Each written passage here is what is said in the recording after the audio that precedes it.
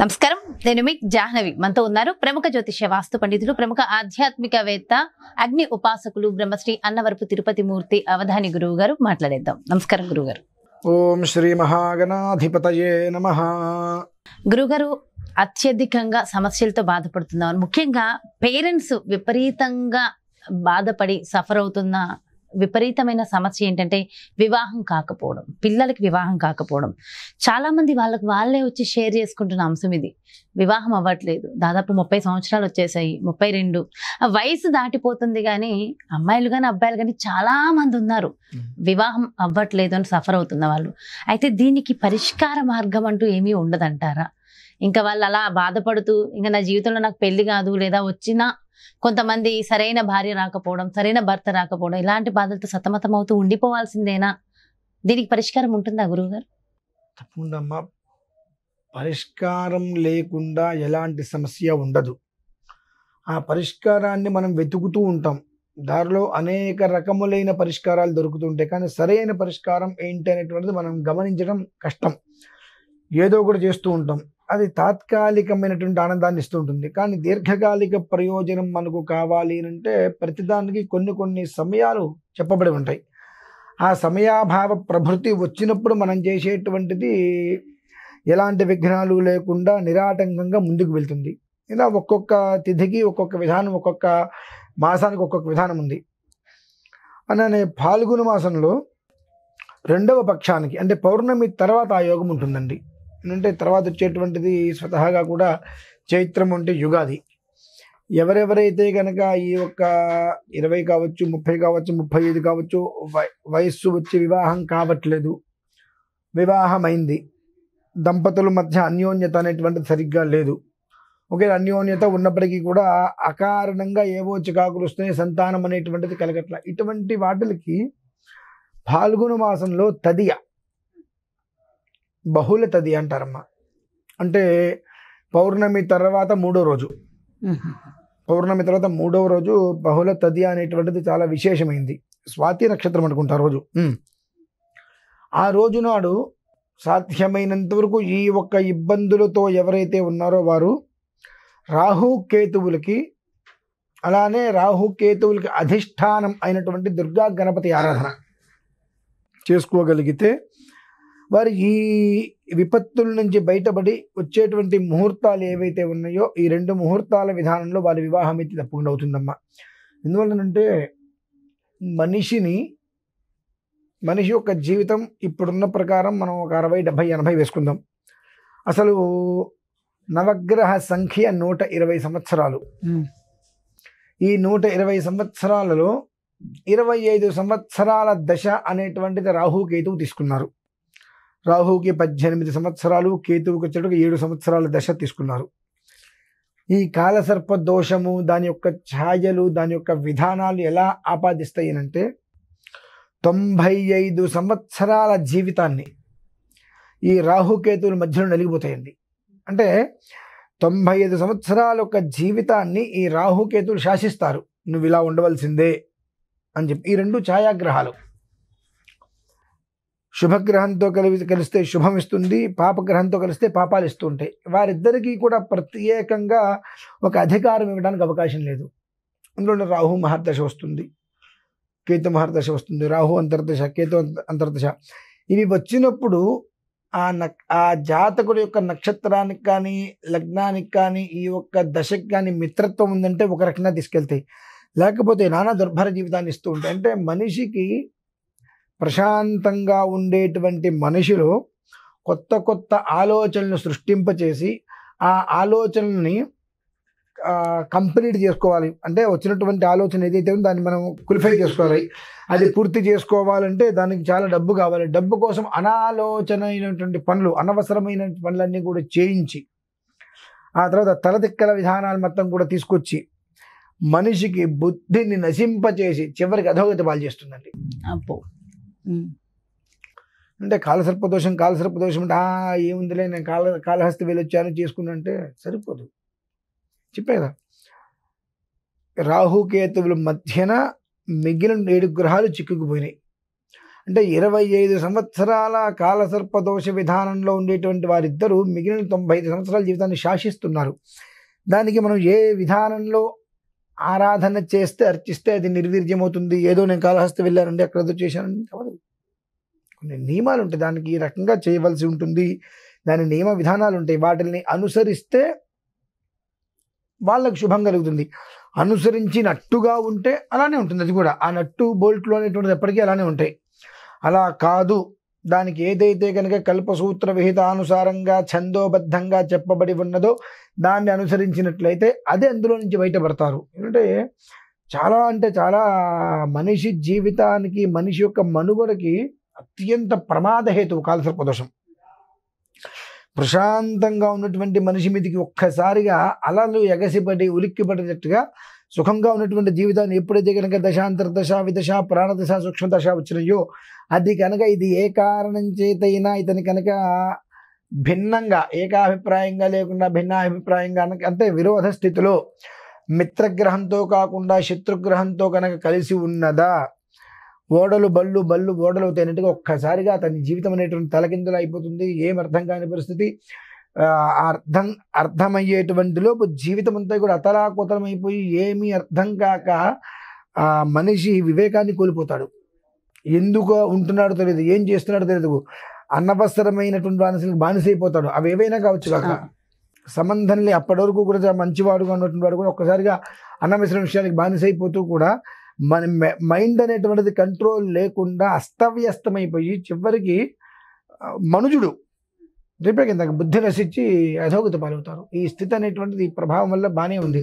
అయితే ఒక్కొక్క దానికి ఒక్కొక్క విధానం ఉంటుంది కాబట్టి పాల్గొన్న బహుళ తృతీయ అంటే తదియ క్రోధినామ సంవత్సరంలో శాస్త్రోక్తంగా వేద పండితులచే సామూహికంగా శతచండీ యాగాలు పాల్గొనదలిచిన భక్తులు ఈ నంబర్లకు సంప్రదించగలరు. తదియ అనేటువంటిది, చవితి అనేటువంటిది దీనికి చాలా విశేషమైందమ్మా. అయితే గురువుగారు చాలా మంది అడుగుతూ ఉన్నారు, అండ్ మీరు చేసే ప్రత్యేకమైన పూజల్లో పాల్గొనాలని చాలా మంది అనుకుంటూ ఉంటారు. అయితే వీటికి సంబంధించి ఇలాంటి దోషాలు తొలగడం కోసం ప్రత్యేకంగా మీరేమైనా పూజలు చేస్తున్నారు? అంటే నేను ఏదైనా చేయటం వేరమ్మా. ఎవరైనా కనుక చేసుకోదలుచుకున్నట్లయితే వారి వారి దేవాలయంలో ఎవరైనా ఉన్నారు, చక్కగా వెండితో 2 పడగలు, చిన్న చిన్నవి చాలు, రాహుకేతువులాగా 2 పడగలు చేయించి చక్కగా మనకు గాజును పోలి ఆకారం, గాజు అని కాదు గాజును పోలిన ఆకారం రౌండ్గా ఉండేటువంటి సర్కిల్ తీసుకొని 2 పక్క పక్కన పెట్టుకొని కింద ఒక వస్త్రం వేసుకోవాలి. వేసి పక్క పక్కన పెట్టుకొని కాస్త పసుపు కుంగం వేసి ఆ రాహు కేతువులాగా ఆ 2 దగ్గర పెట్టుకొని మినుములు ఉలవలు తీసుకొని చక్కగా ఒక దాంట్లో మినుములు ఒక దాంట్లో ఉలవలు పోసి నింపేసేసి దాని మీద చక్కగా ఈ 2 రాహుకేతువులను పెట్టి ఆ రాహుకేతువులకి వెనక దుర్గా అమ్మవారిని, గణపతిని, రాహుకి దుర్గా, కేతువుకి గణపతి అధిష్టానం, వారిద్దరివి కూడా చిన్న చిన్నవి పసుపు రూపంలో అయినా సరే తయారు చేసి పెట్టుకోవచ్చు. చక్కగా పెట్టుకొని వాటికి సంబంధించినటువంటిది రాహ్వరిష్టేతు సంప్రాప్తే రాహు పూజాంచకారయేతు రాహు ధ్యానం ప్రవక్ష్యామి, ఇవి రాహుకి సంబంధించి కేతువుకి సంబంధించిన ఆరాధనలు పూర్తి చేసుకొని పాశుపతంతో చేయాలమ్మా. అంటే ఇప్పుడు మనకు రాహుకి చేసేటప్పుడు దుర్గా పాశుపత రాహు, గణపతి పాశుపత కేతువు. అంటే దుర్గా అమ్మవారికి సంబంధించినటువంటి మూల మంత్రం ఏదైతే ఉంటుందో ఆ మంత్రాన్ని తీసుకొని ఆ మంత్ర ప్రభావంతో ఆ మంత్రాన్ని సంపుటి చేస్తూ రాహుకి ఆరాధన చేయాలి. అలానే గణపతికి సంబంధించిన మహామంత్రం ఉంటుంది, ఆ మంత్రాన్ని తీసుకొని కేతువుకి సంపుటిగా ఆరాధన చేయాలి. ఆ ఆరాధన చేసినటువంటి అనంతరం వారిద్దరికీ కూడా చిత్రాన్నము, మినుములతో చేసిన అన్నము, చిత్రాన్నము అంటే పులిహార కాదండి, ఒక 4-5 రకాలు కలిగినటువంటి అన్నంతో 4-5 రకాల పదార్థాలు చేసి అవన్నీ కూడా మిశ్రితం చేయాలి. ఓహో, పులిహోర కాదు, చిత్రాన్నం అంటే మనం వెంటనే పులిహార అనుకుంటాం. అవునవునవును. కేతువు ఎప్పుడు కూడా చిత్రవర్ణం, రకరకాలైనటువంటి వాటిని చూస్తూ ఉంటాడు కనుక 4-5 రకాల కొబ్బరి అన్నమునో, పులిహారనో, చక్కెర పొంగలనో, ఏదంటే ఇట్లా 3-4 రకాలు ఏదైనా కలిపి అవన్నీ కూడా కప్పులో వేసి అది ఆయనకి నివేదనగా పెట్టాలి. మినప్పిండితోటి తయారు చేసేటువంటి అన్నం, అందులో మనం మినప సున్ని మినప ఏదో చేస్తూ ఉంటారు, మినపసున్ని, అటువంటి పొడి తయారు చేసి ఆ పొడితో తయారు చేసిన అన్నం రాహుకి నివేదన పెట్టి అది ప్రసాదంగా వాళ్ళు తీసుకోవడం చాలా శ్రేయదాయకం. అనంతరం తదియ మర్నాడు చవితి. ఈ రోజు ఇక్కడ ఎవరైతే చేసుకుంటారో వారందరూ కూడా మర్నాడు ఉదయము మన పరిసరాలలో ఎక్కడైనా కనుక పుట్టలు కనుక ఉన్నట్లయితే, పాము పుట్టలు, పంచదార, వరిపిండి అంటే బియ్య పిండి పంచదార కలిపి ఎంత ఒక 50 గ్రాముల 100 గ్రాముల అంటే మన శక్తి, మనం కిలో కలపగలిగితే కిలో, 10 కిలోలు కలుపుకుంటే 10 కిలోలు మన ఓపిక అది తీసుకొని ఆ పుట్ట చుట్టూతా ఎక్కడైతే పాము పుట్టలు ఉందో దాని చుట్టూతా మనం వేసేసినట్లయితే అవి చీమలకి ఆహారం. ఆ పుట్ట చుట్టూతా ఉండేటువంటి చీమలకి ఆహారం. అవి ఆహారం కోసం తింటూ తింటూ తింటూ అవి కింద పడి తింటుండగా మట్టిని అవి పైకి తీసుకొచ్చినప్పుడు ఒక పుట్టలాగా చుట్టూతా చిన్న చిన్నవి వస్తుంటాయి. ఎప్పుడైతే పుట్ట వస్తుందో వీళ్ళకి వెంటనే ఒక ఆధారం ఏర్పడిపోతుంది. పుట్టకి మాత్రమే ఎందుకు వెయ్యాలండి అంటే ఇవాళ చాలామంది స్త్రీలకి సంతానం లేదన్నా, వివాహం లేకపోవడానికన్నా కాలసర్పము అనే ఆ దోషాలు అంతర్గతంగా ఎందుకు వస్తున్నాయి అంటే చెప్తే చాలామంది స్త్రీల కోపాలు వస్తాయి. బయట ఉన్నప్పుడు ఇవన్నీ వాడుతూ ఉంటారు. ఆ వాడినటువంటి వాటిని ఎక్కడ పడితే అక్కడ పడేస్తూ ఉంటే ఈ కాకులు లాంటివి అవేవో తినే పదార్థాలుగా భావించుకొని తీసుకొచ్చి పడేయటం వలన అవి ఆ చెట్ల మించి కింద పడి పుట్టల మీద పడటం వల్ల అందులో ఉండేటువంటి యొక్క దోషానికి ఆ పుట్టలో ఉండేటువంటి పాము పిల్లలు, చీమ పిల్లలు, గుడ్లు, కాకి గుడ్లు అవన్నీ కూడా పగిలిపోతుంటాయి. భ్రూణహత్య అంటారు. మనకు తెలియకుండానే జరిగేటువంటి దీనివల్ల గర్భస్రావాలు అవుతూ ఉంటే జరుగుతున్నాయి. ఇటువంటి వాటికి ప్రత్యేకంగా అంటూ కొన్ని రోజుల్ని భగవంతుడు ఏర్పాటు చేస్తాడు. అందులో ఏమిటి అంటే మనకు ఫాల్గుణ బహుళ తృతీయ పౌర్ణమి తర్వాత 3వ రోజమ్మ వస్తుంది. ఆ రోజు నాడు అందరూ చేసుకోవడం అనేటువంటిది చాలా యోగం. అయితే ఇంత వివరించి మనం ఆలయంలోకి వెళ్ళి చెప్పే ఇది అందరికీ ఉండకపోవచ్చు. మీరు అడిగారు మీరు చేస్తారని చెప్పి నేనైతే ప్రత్యేకంగా చేయదలుచుకోవట్లా. ఎవరైనా కనుక కోరితే ఒకవేళ వాళ్ళకి అక్కడ ఎంత ఇబ్బందిగా ఉంటుందండి మీరు ఏర్పాటు చేయండి మేము వస్తాము అంటే ఆయనలో నేను ఏర్పాటు చేయగలుగుతా. పాల్గొన తదియ రోజు నాడు అంటే వచ్చే గురువారం అవుతుంది అనుకుంటే బహుశా ఆ రోజు స్వాతి నక్షత్రం కూడా ఉంది, రాహు నక్షత్రం. కాబట్టి ఎవరైనా కనుక కోరినట్లయితే నేను వారిని దృష్టిలో ఉంచుకుని నేను 4 10 మంది 20 మంది వాళ్ళ దగ్గర ఏర్పాటు నేను చేయగలుగుతా. అంతేగాని ప్రత్యేకంగా నేనేదో ఇప్పుడు అక్కడ చేయాలనేటువంటి సంకల్పం అయితే నేను పెట్టుకోలేదు. ఎందువల్లనంటే నేనేదో సంకల్పం చేసి దానికి నేనేదో సంకల్పాలు చేసేసి నేనేదో రూపాయి సంపాదించేసుకుంటాను, నేనేదో డబ్బులు దాచుకుంటాను పేరు బ్రాహ్మణులు ఎదుటి వ్యక్తుల మంచి కోరుతారు గురువు గారు. ఎవరిష్టం వాళ్ళది. దీనికి మీకు సమయం ఉందంటే చిన్న కథ చెప్తాను. చెప్పండి గురువు గారు. లోకులు ఎలాంటి వాళ్ళు అనేది మీకు కాకి తెలుసా? తెలుసు. లోకులు కాకులు అంటారు తెలుసా? ఒక కాకి ఒక చోట ఉందమ్మా. ఒక పిల్లవాడు బూందీ తింటున్నాడు. ఆ కాకి నాకు పెట్టకపోతాడని రాశిగా చూసింది పాపం. అతను బూందీ తినేసి కాగితం పక్కన పడేశాడు. ఆ పక్కన పడేసేదానికి ఇంకో కాకి కూడా వచ్చింది అక్కడికి. ఈ కాకి ఆ కాగితం తీసుకుంది, అందులో ఒక 3-4 బూందీ పలుకులు ఉన్నాయి, తినేసింది. అది సంతోషపడింది. అయితే ఆ పేపర్లో ఇంకొక కాకి ఒక గారెని పట్టుకున్నట్టుగా ఫోటో ఉంది. అది బొమ్మ అని చెప్పి కాకి తెలియదుగా, అది గారె అని భావించింది. గారె అని భావించి దాన్ని ముక్కుతో పొడిచింది. ఆ ముక్కుతో పొడిచినప్పుడు ఏమైంది, ఆ కంటి దగ్గర కాకి చిల్లుపడింది. ఇంకో పక్కనున్న కాకి ఇది గారె కాదు ఇది బొమ్మ అనే విషయం అర్థమైంది, ఎగిరిపోయింది. ఏమిటి ఎక్కడి నుంచి ఇంకో కాకి దగ్గరికి వెళ్ళింది. ఎక్కడి నుంచి హడావిడిగా వస్తున్నానంటే అక్కడికి వెళ్ళానే మనది ఒకటి ఉంది కదా కాకిది, అది ఒక గారి పట్టుకున్న కాకిని పొడిచింది అని చెప్పింది.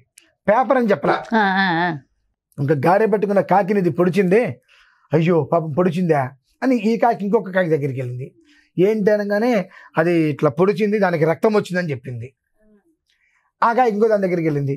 నేను చూశాను కాస్త గట్టిగానే రక్తం కారింది, నేను వారిద్దాం అనుకున్నాను, నన్ను కూడా కసురుకుంటుందేమో అని చెప్పి నేను వారించలేదు అని అంటుంది. ఇంకో కాకి ఏం చెప్తుంది, ఇంకో కాకి దగ్గరికి వెళ్ళి నేను వారించడానికి వెళ్ళాను, నా మీదకి దమ్మికి వచ్చింది అది అయ్యో అని చెప్తుంది. అంతే మానవ నైజం అది చెప్పింది. ఈ విషయాన్ని దీనికి తెలియదు, ఈ కాకి వీళ్ళందరూ చేసుకునే తెలియదు. ఇది నార్మల్గా వెళ్ళి వాళ్ళందరి మధ్యలో కూర్చుంది. ఆ కాకి ఒకరి మొహాలు ఒకరు చూసుకొని అక్కడి సెల్ట్కి వెళ్ళిపోయినాయి. అంటే ఇది దాన్ని కొట్టింది, రక్కింది, రక్తం వచ్చేట్టు పొడిచింది అని చెప్పింది. ఒకరికొకరు అనుకున్నారు. అంటే దీనికి అర్థం కాల. మంచిది. మళ్ళీ తర్వాత వచ్చి కూర్చుంది. ఈ చెప్పుడు తప్పుడు కాకులు చెప్పే చెప్పుడు మాటలు విన్నాయి ఇవన్నీ కూడా. ఓకే మంచిది, శుభం. ఈ ఆలోచించింది, ఈ లోకంలో గుండెల మీద చేసుకొని నేను ఉత్తమమైన కాకిని, మంచిదాన్ని, ఎప్పుడూ ఎవరిని హింస పెట్టలేదు, ఎవరి నోట్లోంచి ఏది లాక్కోలేదు, ఎవరిని ఇబ్బంది పెట్టలేదు అని గుండె మీద చేసుకొని చెప్పుకునే కాకి దేశం మీద ఎక్కడ లేదు. అటువంటి ఒక కాకి నన్నేదో ఊహించుకొని అది దూరం వెళ్ళిపోవటం ఏంటి, నేనే వాటిని బహిష్కరించేస్తున్నాను చెప్పి అది హాయిగా బయటకు వచ్చేసి. సూపర్ సూపర్, అంతే కదా. అదమ్మా పరిస్థితి. సో ఒకళ్ళు మనకు అవకాశం ఇవ్వద్దు, ఎందుకంటే మనం ఎంత కరెక్ట్గా ఉన్నామో మనకు తెలియాలి. సో దూరంగా వెళ్ళిపోవడం చాలా మంచిది. అండ్ చాలా చాలా చక్కగా ఎక్స్ప్లెయిన్ చేశారు. అండ్ నిజంగా వివాహం కాకుండా బాధపడుతున్న వాళ్ళకి చక్కటి సొల్యూషన్ అందిస్తూ, ఒకవేళ వాళ్ళ కోసం కొంతమందికి మాత్రం మీరు కూడా వారు చేసే కనుక ప్రయత్నం వచ్చి చేస్తానని కాల్ చేసి చేయించుకుంటామండి అంటే ఒకటి వాళ్ళకి ఏమేం కావాలో లిస్ట్ చెప్పేస్తాను. ఆ. కాదు మీరు ఏర్పాటు చేయండి అంటే మనం ఏర్పాటు చేస్తాం అంతేనమ్మా. ఓకే, చాలా చాలా సంతోషం. అది కూడా తక్కువ టైంలోనే ఉంది, ఎంత వారం రోజులు మాత్రమే ఉంది సమయం. ఓకే గురుగారు, థ్యాంక్ యూ సో మచ్. నమస్కారం. ఎస్, చూసారు కదండి, మరి ఇది వివాహం కావట్లేదు అని బాధపడుతున్న వాళ్ళకి, మీకోసం పేరెంట్స్ బాధపడుతున్నా, పాపం మీ పిల్లల కోసం మీరు బాధపడుతున్నా, మరి గురువు గారు చక్కటి పరిష్కార మార్గాన్ని ఇస్తున్నారు. అదేవిధంగా భార్యాభర్తల మధ్య చాలా రకాల సమస్యలతో సతమతం అవుతున్న వాళ్ళకి, కానీ పిల్లలు పుట్టట్లేదని బాధపడే ప్రతి ఒక్కళ్ళకి మరి వచ్చే గురువారం చాలా మంచి రోజు, మీకోసం ప్రత్యేకంగా మీరు కావాలనుకుంటే పూజ కూడా ఏర్పాటు చేస్తానంటున్నారు కదా గురువు గారు. మరి వివరాల కోసం క్రింద నెంబర్లకు సంప్రదించగలరు. నమస్కారం.